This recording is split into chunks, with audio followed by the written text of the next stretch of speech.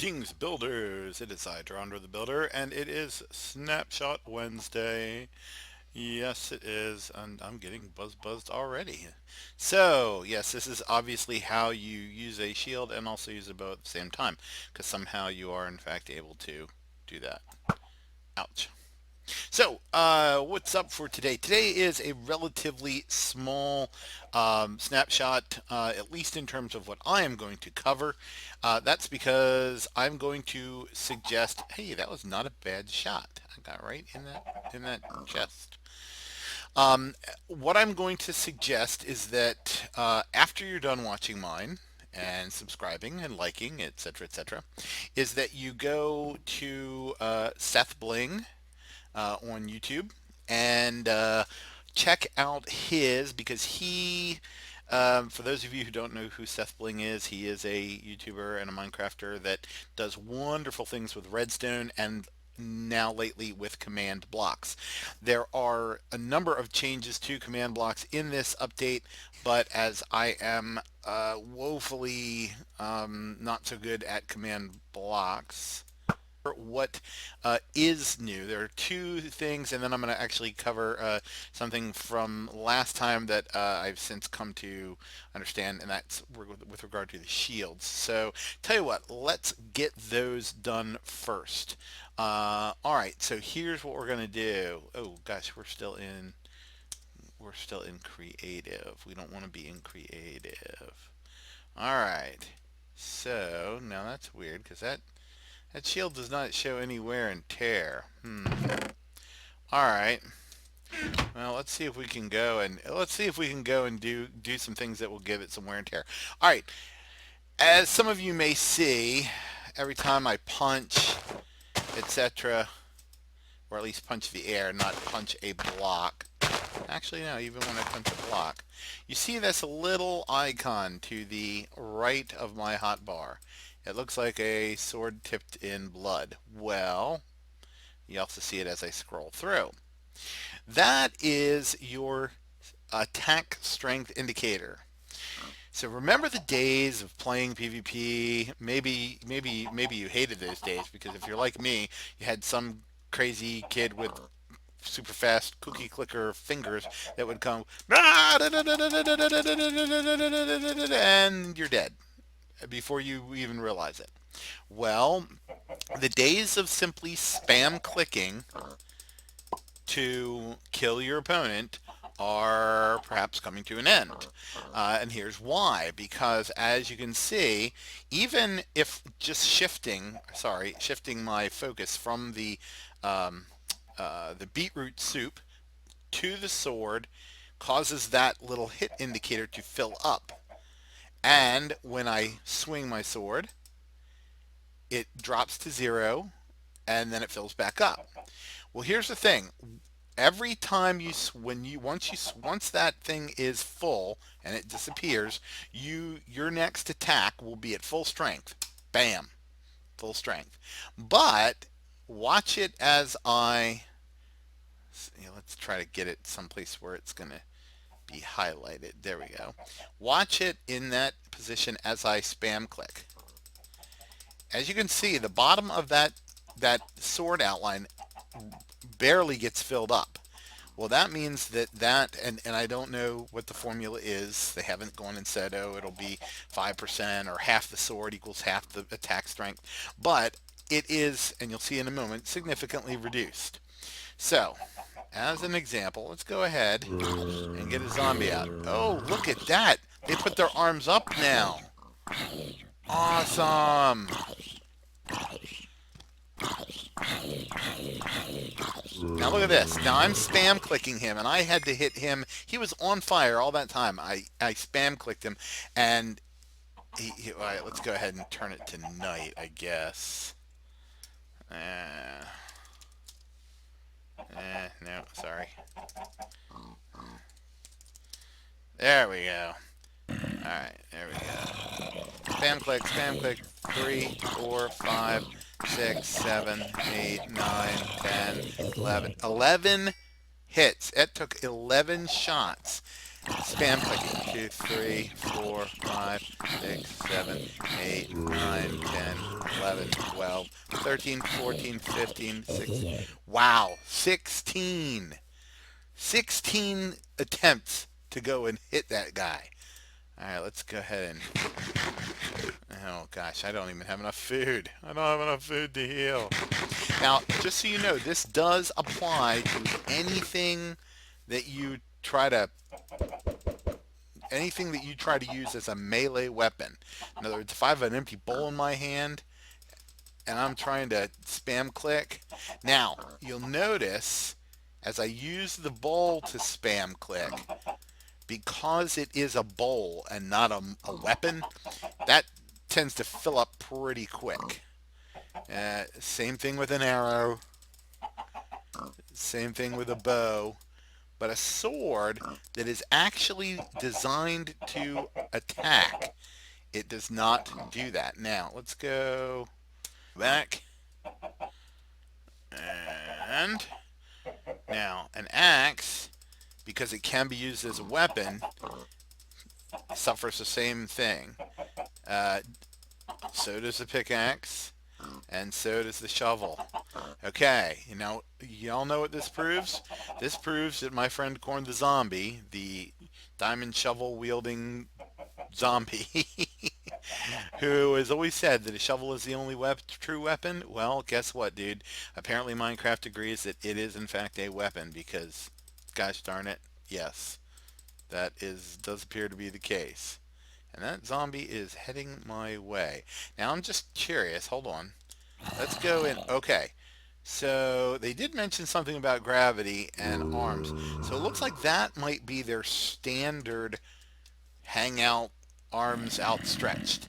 Then when they see us, what happens? Hello. Ah, they raise their arms and come after us. Okay, so as y'all know, they were talking about, the different, oh, hello. Got one in there. Yeah, fight me now, buddy. There we go. Okay, so we now have skeletons that raise their bows to the ready position, and we have zombies that raise their arms up. So, very cool. Be disturbed. Now let's go and cover shield repairs. I believe that I did mention before that you cannot simply take a shield, put it in there with another shield, and make it better. That does not work, especially considering all the different colors and the fact that you have the ability to decorate your shield. But what you can do is let's get rid of some of these. Hello. Don't think we'll need any more zombies. We will not need that. We will need that. We won't need that. We will need that. We won't need that. And we won't need that. Okay. So, where were we? All right. So, actually, you know what? I do want to do this in... I don't want to get blown up. Hello? I don't want to get blown up by a creeper, but I do want to do this in creative because I want to make sure we get the full effect. Okay, so we have a blue shield. Here we go. You can repair it with oak planks. As you can see, it's not very damaged. 1 oak plank and an enchantment cost of 1, and bam, and we get our shield back all nice and new. Now you cannot enchant shields directly in an enchanting table. However, you can enchant them here, just like you can enchant many items with, at least Unbreaking. You can enchant a lot of things with Unbreaking that won't otherwise get it in the enchanting table, excuse me. All right, so there's our shield with Unbreaking 3. It works just like Unbreaking 3 does every other time. So that is how you repair a shield. And don't forget, you do have to make a shield and a banner of the same wool in order to use them together. So, and now the weather is nasty again. Weather clear, weather clear. Okay, so now the next thing is something I'm not quite sure I like yet, but I guess I'll have to wait and see. We're going to take our shield off for a moment. And that has to do with maps. Now, as many of you know, it used to be when you would right click on a map, wherever you were, it, at least in the most recent update, in the most recent version prior to the snapshots, it would pretty much fill in the map of whatever chunk or set of chunks you were in. Well, it doesn't do that anymore. It now starts the map at a scaling of 1 to 4, which is a level 2 of 4. So it starts at one level up from where it was. It's designed to basically make maps a little more useful so that you don't like make a map and go, oh great, I made a map. But it's actually designed to actually give you a reason to make the map and then go and explore. So let's do just a bit of exploring. Maybe it's not so good. Hey, I know. Why don't I put this in my offhand? Haha. And then I can do that. Yes. Okay. So, yes, I don't need any zombies. Thank you. Not today. So we're going to go around here and fill in a little bit more of this map. Well, now of course we're not. Now we're just going back. So they've always had, ever since, oh, really? And I've got no food. And I'm hurt. And bummer, now I'm going slow. All right, let's go back to home base. So now, once they created the ability to make the maps bigger and cover different sizes, etc., they've always had the ability to make a bigger map, to basically zoom out, if you will. And that's because it started at the most zoomed in level, and so basically you would take a map, say such as this one, and you would come over to your crafting table, and you would first take it out of your hand, of course, and you would pop it in the center. You would surround it by a bunch of paper, and now you have, why do I have scaling at 1 to 4, level 2 to 4? That's weird.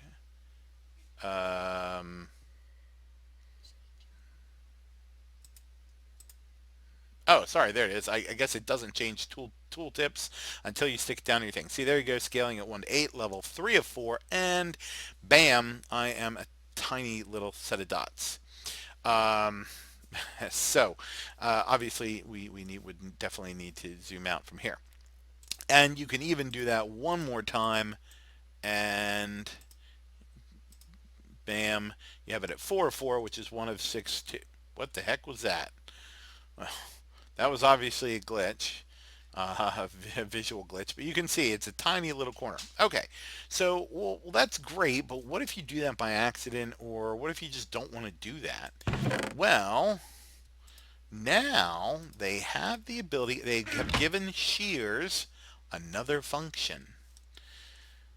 Shears can now basically be used to crop and zoom in, if you will, your maps. And you do that by taking your map, sticking it in the center, and placing the shears supposedly in any portion of this. And then when you click this, now it does, your shears do take a durability hit. And I have a map that you can't see anything on. Now, why is that? Well, part of that, you can see that I have scaled back down another step. Let's do that again. Oopsie. And actually, let's do it one more time. And bam. Now, you might just be saying, well, how come I can't see anything on your map? Well, that is the stickler right now. Supposedly, let's get a new map. Let's get a new map. Oops, sorry. Let's get a new map out here. Bam. Okay. Now, supposedly, how am I gonna? I gotta go this way. Let's go into creative here for just a sec, because we need to populate this map so you can see.